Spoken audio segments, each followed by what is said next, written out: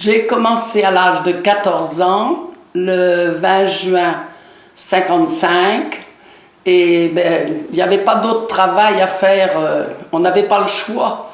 C'était les usines de sardines, voilà. Parce qu'on n'avait rien à la maison pour manger, il y avait beaucoup de misère autrefois. On dit que maintenant il y a beaucoup de drames et tout ça, mais il y avait beaucoup de misère quand même dans notre temps. Hein. Nous étions plus de 100, oui, 150. Oui, entre hommes et les femmes, il y avait de tout. Hein. Il y avait beaucoup. Hein. Un 100 peut-être à l'usine Casgrain. Ah ben oui. Ah oui, c'était la plus importante à l'Herbaudière. Beaucoup de Bretonnes qui sont venues dans l'île de Noirmoutier pour de plusieurs coins de Bretagne pour aider quoi ici. Ouais. Mais ils étaient logés bien sûr. Hein. C'est là qu'ils étaient logés. Dans l'usine, il y avait à côté quoi des bâtiments pour dormir et faire leur repas et tout. Ma mère étant veuve en Bretagne, bon, elle est venue travailler avec sa mère ici et c'est là qu'elle a connu mon père. Elle est venue avec beaucoup de Bretonnes, quoi. Sa mère avait suivi, puis elle avait emmené son petit garçon. On couchait dans les dortoirs, on était une douzaine, c'était de la bonne ambiance. Il y avait nous, mais il y avait les Bretonnes. Il y avait les gens de l'Herbaudière qui ne couchaient pas là, qui allaient coucher chez eux, chez elles. Ah ben oui, ils avaient des réfectoires, c'est ce que j'avais dit, ils avaient des chambres et puis de tout pour dormir. Ah ben comment voulez-vous? Ah ben oui, il est logé à l'usine Lecointre aussi. Ah oui, ils étaient obligés d'être logés, les Bretonnes. Ils avaient pour manger et dormir. Hein. Comment voulez-vous autrement? Ben ils n'auraient pas pu. Puis louer quoi ici? Hein, c'était pas évident, hein? Non. Elle ne restait pas parce qu'il n'y avait pas de boulot. L'hiver, même nous, il n'y avait que l'été pour travailler, puis après l'hiver, nos Bretonnes repartaient. Moi, la mienne allait rester. Et on n'avait pas grand-chose à mettre sous la dent. Hein. Alors donc, c'était un plaisir d'aller gagner. On allait chez Marsac acheter notre petit repas.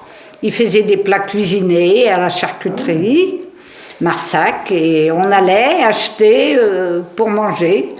On avait des petites lampes pour faire chauffer nos plats et on était tous dans le réfectoire. Alors on racontait des bêtises et tout, c'était la bonne ambiance, on était contents. Et puis je pense qu'aussi on y allait à l'usine de bon cœur. Oh là, mais il n'y avait rien qui m'arrêtait, j'étais heureuse de faire le pitre moi. Hein, fallait que je fasse l'andouille, c'est le mot à dire. On chantait d'ailleurs, en mettant les sardines dans les boîtes, on emboîtait, on chantait. Ah si, il y avait une très bonne ambiance.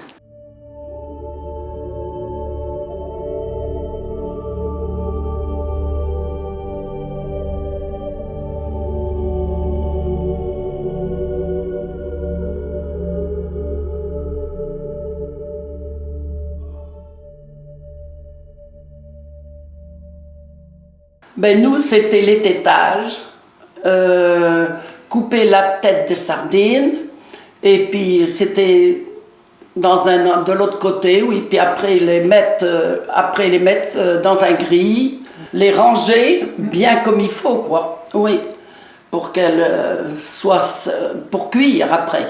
Une fois qu'on les avait, puis on les étêtait avant.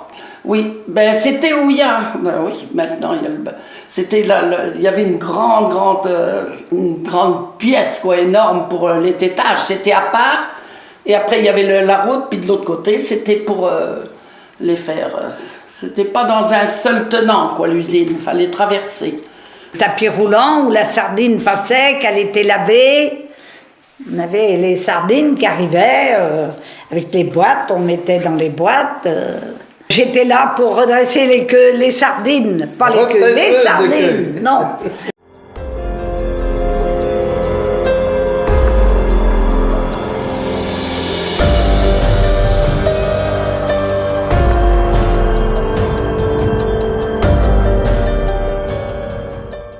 Un jour, j'ai vu le patron, monsieur Lédin, on portait, il mettait de la sueur, parce que pour aller à la sertisseuse, on mettait les boîtes, vous savez, Ah, comme ça, on les empilait, allez. J'en avais mis je sais pas combien, puis je dis, oh, patron est pas là, j'avais des petits sabots. Je suis partie glisser sur une plaque d'huile devant le patron, toute la boîte de sardines dans la sciure.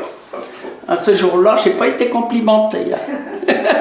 Des charrettes qui venaient avec les chevaux. Qui Avec des caisses, ces sardines. dans des caisses, qui ramenaient les sardines. On attendait que les bateaux arrivent au port. C'était pas le port comme maintenant. Hein. À ce moment-là, c'était, vous voyez, en 55. Hein. Alors, c'était pas tout jeune, il n'y avait pas... Oui, c'était des charrettes qui venaient, puis après, qui nous les ramenaient à l'usine.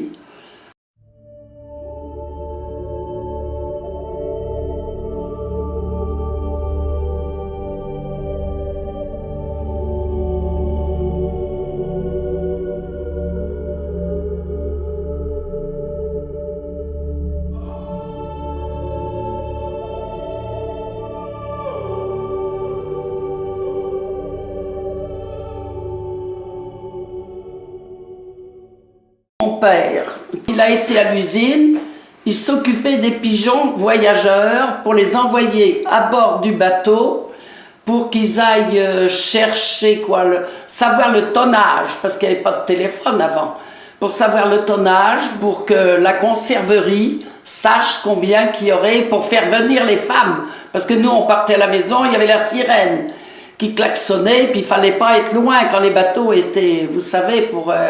être sur le travail, oui. On pointait, ah oui, on pointait. Il fallait pointer. Je me rappelle de ça encore, ben dis donc, hein, vous savez.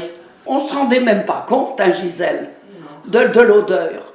Ah si, quand on allait sur le port, on se faisait moquer. Oui, on sentait fort. Hein. Ben, on se faisait moquer, parce que moi, bien souvent, bon, je donnais un petit coup comme ça sur le tablier, je courais là-bas sur l'acheter, voir ce qui se passait. C'est vrai que...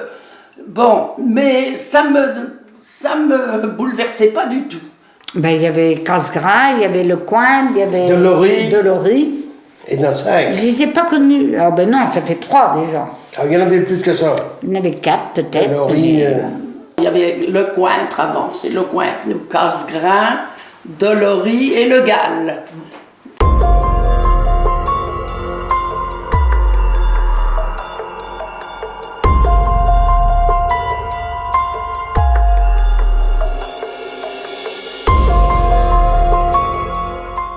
Ça démarrait en juin, juillet, août, septembre, 3-4 mois.